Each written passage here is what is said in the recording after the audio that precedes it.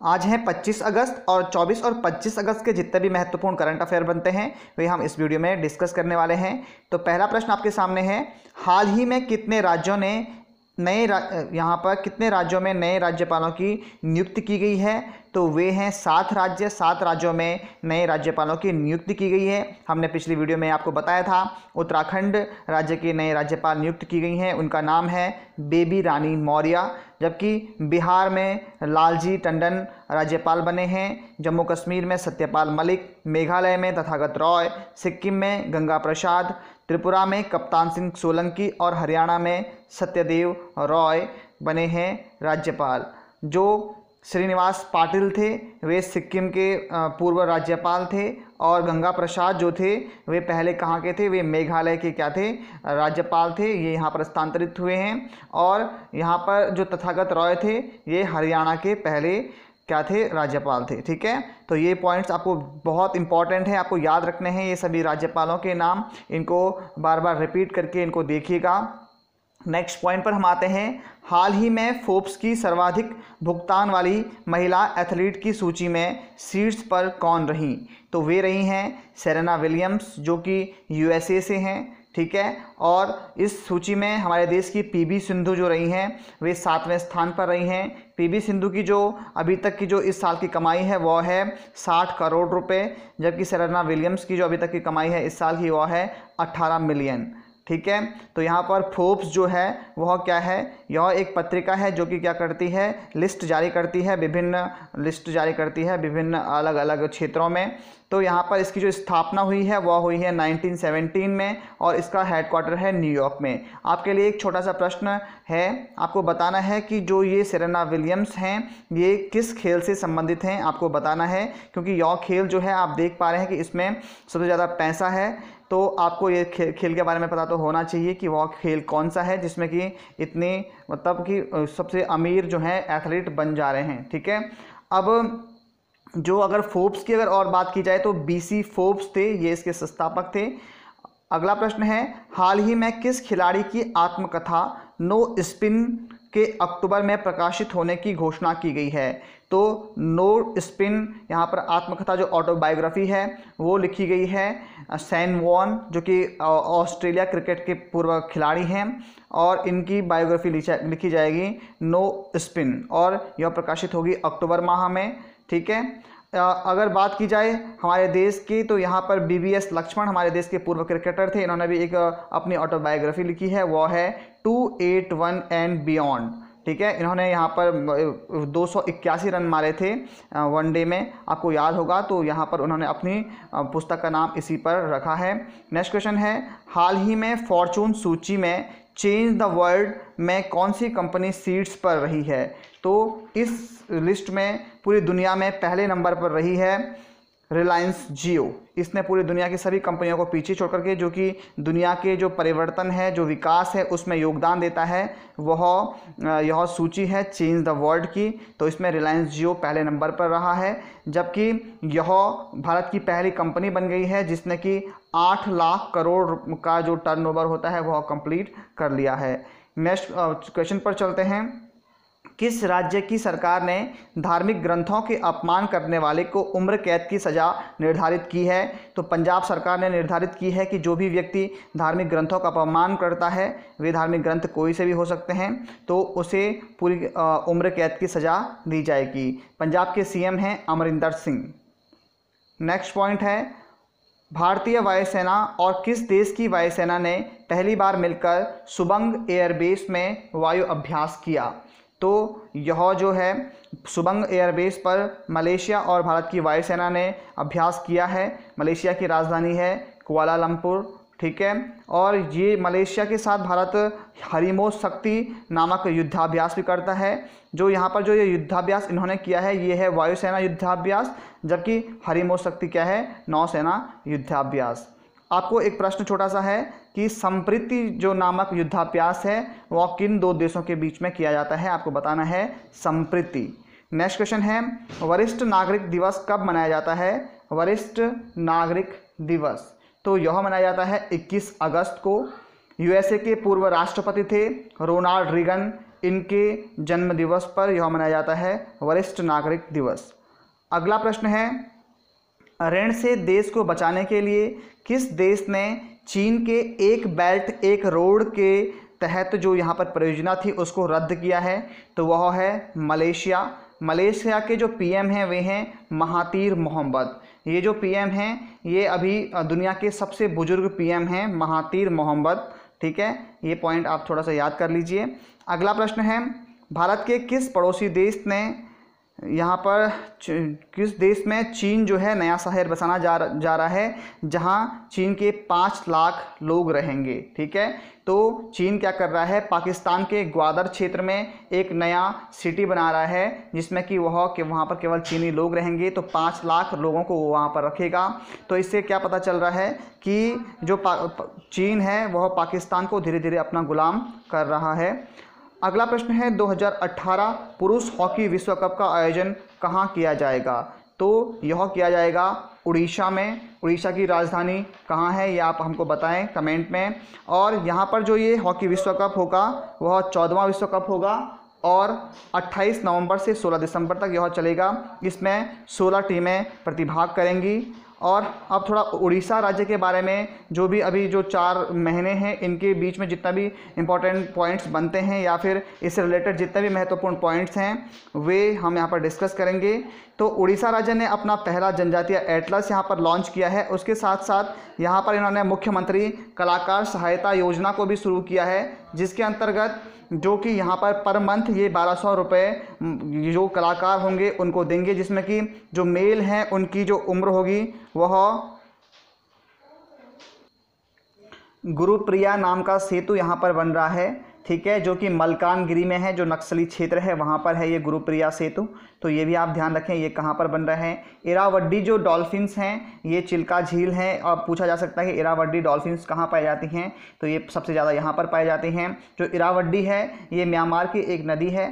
ठीक है, और म्यांमार की जो 2 प्रमुख नदियाँ हैं वे हैं इरावड्डी और साल्विन, ये भी आपको ध्यान रखना है। ठीक है, यहाँ पर एक खुशी योजना चल रही है जिसके अंतर्गत जो छोटी बच्चियाँ हैं, जो महिलाएं हैं, उनको सैनिटरी जो नैपकिन है वह प्रोवाइड करवाए जा रहे हैं, जो सरकारी स्कूलों में यह प्रोवाइड करवाया जा रहा है। उसके अलावा जो उड़ीसा सरकार है वह अपने राज्य का स्थापना दिवस मनाती है उत्कल दिवस के रूप में 1 अप्रैल को। ठीक है, और यहाँ पर एक योजना चल रही है गोप बंधु संबंधी, यहाँ पर स्वास्थ्य योजना चल रही है। इसका संबंध जो है, जो यह योजना है यह क्या है, पत्रकारों के लिए विशेष है, जिसमें कि 2 लाख रुपए का इनको यहाँ पर बीमा दिया जाएगा। ठीक है, यहाँ पर एक चंद्रभाग बीच है जिसको कि यहाँ पर ब्लू फ्लैग मिला है। ब्लू फ्लैग का मतलब होता है जो भी सबसे स्वच्छता के लिए दिया जाता है तो ब्लू फ्लैग दिया जाता है, जो सबसे स्वच्छ स्थान होता है उसको। यहाँ पर ग्रीन महानदी मिशन चल रहा है जिसके अंतर्गत 2 करोड़ जो पौधे हैं वे लगाए जाएंगे महानदी के आसपास। आपके लिए एक छोटा सा प्रश्न है, आपको बताना है हमारे उत्तराखंड में भी एक नदी ऐसी है जिसके चारों तरफ पौधे लगाए जा रहे हैं, जिसके दोनों साइड से। ठीक है, और उसका जीर्णोद्धार किया जा रहा है। तो वह नदी कौन सी है आपको हमारे कमेंट बॉक्स में उस नदी का नाम बताना है। यहाँ पर एक और यहाँ पर नेशनल पार्क है भितरकनिका नेशनल पार्क। ठीक है, तो इसमें क्या किया जा रहा है कि यहाँ पर विश्व स्तरीय व्याख्या केंद्र स्थापित यहाँ पर उड़ीसा में और किया जा रहा है, इसको आपको याद रखना है। और यहाँ पर 2 बाघ रिजर्व हैं, सिमलीपाल बाघ रिजर्व और सतकोसिया बाघ रिजर्व। तो इस प्रकार से प्रश्न एग्जाम में पूछे जा सकते हैं कि यह कहाँ है, तो ये हैं उड़ीसा राज्य में। एक और पॉइंट है यहाँ पर, इसको भी देख लीजिए कि दुनिया के सबसे ज़्यादा भुगतान वाले अभिनेताओं में अक्षय कुमार जो हैं अभिनेता, उनको कौन सा स्थान मिला है? तो वे रहे हैं 7वें स्थान पर। अभी तक उनकी जो इनकम है इस साल की वे रही है 260 करोड़। जबकि दूसरे स्थान पर रहे हैं ड्वेन जॉनसन आप जानते होंगे, द रॉक। आप यदि WWE फाइट जो देखते हैं उसमें द रॉक हैं, वे हैं दूसरे नंबर पर दुनिया के सबसे ज़्यादा भुगतान पाने वाले अभिनेता। आपके लिए प्रश्न यह है कि इस लिस्ट में पहले नंबर पर कौन है जो कि दुनिया के पहले नंबर पर सबसे ज़्यादा भुगतान पाने वाले अभिनेता हैं। तो दोस्तों ये थे हमारे आज के करंट अफेयर। हमारे पास करंट अफेयर्स बहुत ज़्यादा होते हैं, लेकिन समय सीमा और लिमिटेड उसकी वजह से हमको कम यहाँ पर आपके सामने करंट अफेयर्स जो होते हैं वे प्रोवाइड करने होते हैं। लेकिन दोस्तों मैं चाहता हूँ कि मैं हर दिन आपके लिए करंट अफेयर्स की ये वीडियोज़ लाऊँ, लेकिन इसके लिए जो है कि व्यूअर्स का अभी बहुत रेशो कम है, तो इसके लिए मैंने क्राइटेरिया फिक्स किया है कि यदि हमारे 5K सब्सक्राइबर हो जाते हैं तो उसके बाद हम अपने डेली मॉर्निंग डोज सीरीज़ और अपनी जो ये करंट अफेयर सीरीज़ है उसको हम डेली यहाँ पर शुरू करेंगे। तो आप भी इसमें हमारा योगदान, हमारे साथ हमारा हेल्प करें और इन वीडियोस को अधिक से अधिक संख्या में शेयर करें और वीडियो को लाइक करना ना भूलें। आज की इस वीडियो का लाइक का जो मैंने फिक्सेशन रखा है, आपका बहुत बहुत शुक्रिया। आपने जो मैंने कल टारगेट दिया था आपको 100 लाइक्स का, तो वो आपने दिए। तो आज का जो टारगेट है वो है 110 लाइक्स। तो प्लीज़ आप अधिक से अधिक संख्या में लाइक करिएगा, इससे हमें प्रोत्साहन मिलता है, हमें मोटिवेशन मिलता है। अब हम बात करते हैं हमारे आज के डेली मॉर्निंग डोज के प्रश्नों की। तो वे हैं डेली मॉर्निंग डोज। आज 47th डे है। तो इसमें जो पहला प्रश्न है वो आपके सामने है, किसने कुमाऊं के कुलीन ब्राह्मणों द्वारा हल न चलाने की प्रथा को समाप्त किया? तो वे थे हरगोविंद पंत, जिन्होंने कि जो कुमाऊं के जो ब्राह्मण थे वे क्या करते थे, हल नहीं चलाते थे, तो उन्होंने इस प्रथा को समाप्त किया। ठीक है। नेक्स्ट क्वेश्चन है, किसने 1930 में जंगलात कानून के विरुद्ध सविनय अवज्ञा आंदोलन चलाया था? ठीक है, 1930 में जंगलात कानून के विरुद्ध किसने सविनय अवज्ञा आंदोलन चलाया था? तो इनका नाम है हर्षदेव औली। ठीक है, ऑप्शन डी बिल्कुल सही हो जाएगा। नेक्स्ट क्वेश्चन है, किसके द्वारा कुमाऊं में ग्राम सुधार समिति एवं शिशु पालन समिति की स्थापना की गई? तो मोहन सिंह मेहता जी के द्वारा कुमाऊं में ग्राम सुधार समिति एवं शिशु पालन समिति की स्थापना की गई है, मोहन सिंह मेहता। नेक्स्ट क्वेश्चन है, किसके द्वारा दुगड्डा में शहीद मेले की शुरुआत की गई? दुगड्डा में शहीद मेले की शुरुआत की भवानी सिंह रावत जी ने। तो ऑप्शन सी बिल्कुल सही होगा। नेक्स्ट क्वेश्चन है, किसे भारतीय दलित साहित्य अकादमी के द्वारा डॉक्टर अंबेडकर पुरस्कार से सम्मानित किया गया? तो यहाँ पर जो हमारे पूर्णानंद पैन्युली जी हैं, ऑप्शन बी में पूर्णानंद पैन्युली जी, इनको भारतीय दलित साहित्य अकादमी के द्वारा डॉक्टर अंबेडकर पुरस्कार से सम्मानित किया गया है। अगला प्रश्न है, इंडियन नॉइज हम किसकी पुस्तक है? ठीक है, पुस्तक का नाम है इंडियन नॉइज हम। तो यह पुस्तक है हेमवंती नंदन बहुगुणा जी की। तो ऑप्शन सी बिल्कुल सही होगा। अगला प्रश्न है, प्रसिद्ध गीत काव्य प्रेमी पथिक का संबंध है? पथिक काव्य प्रेमी, जो यहाँ पर ये पुस्तक है काव्य प्रेमी पथिक, तो यह गीत किसके द्वारा लिखा गया है? तो यह लिखा गया है तोता कृष्ण गैरवाल जी के द्वारा। तो ऑप्शन सी बिल्कुल सही हो जाएगा। नेक्स्ट क्वेश्चन है, रूपाभ नामक प्रगतिशील मासिक जो पत्रिका है इसका संपादन किसके द्वारा किया गया? रूपाभ। ठीक है, यह है एक मासिक यहाँ पर पत्रिका है, तो इसका संपादन किसके द्वारा किया गया? तो इसका संपादन किया गया है सुमित्रा नंदन पंत जी के द्वारा। ठीक है, 1938 में। अगला प्रश्न है, इंसाइक्लोपीडिया ऑफ उत्तराखंड के नाम से विख्यात डॉक्टर शिव प्रसाद डबराल जी हैं, इनका संबंध किस जनपद से है? इनको चारण भी कहा जाता है। तो ये हैं पौड़ी जनपद से। ठीक है, और इनका जन्म हुआ था 1912 में। ठीक है, तो ये भी आपको ध्यान रखना है। अब जन्म से रिलेटेड भी प्रश्न पूछे जा रहे हैं। अगला प्रश्न है, किसने सूर्य मंदिरों की खोज कर भारतीय संस्कृति के इतिहास में वृद्धि करके महत्वपूर्ण योगदान दिया था? तो सूर्य मंदिरों की खोज किसने की थी? तो यह की थी डॉक्टर श्याम सिंह ने। तो ऑप्शन बी बिल्कुल सही हो जाएगा। अगला प्रश्न है, किस स्थान का संबंध सिंधु घाटी सभ्यता से नहीं है? ऑप्शन आपके सामने है मोहनजोदड़ो, लोथल, कालीबंगा या फिर गांधीनगर। तो ये सारे के सारे जो हैं ये संबंधित हैं सिंधु घाटी से, लेकिन जो गांधीनगर है यह नहीं संबंधित है। तो ऑप्शन डी बिल्कुल सही हो जाएगा। हिंडन नदी किस नदी की सहायक नदी है? नदी का नाम है हिंडन नदी। तो यह सहायक नदी है यमुना नदी की। ठीक है, यह यमुना से मिलती है कहाँ पर? मेरठ में। यह संगम बनाती है यमुना नदी से। अगला प्रश्न है, निम्न में से कौन सा शब्द विकारी शब्द नहीं है?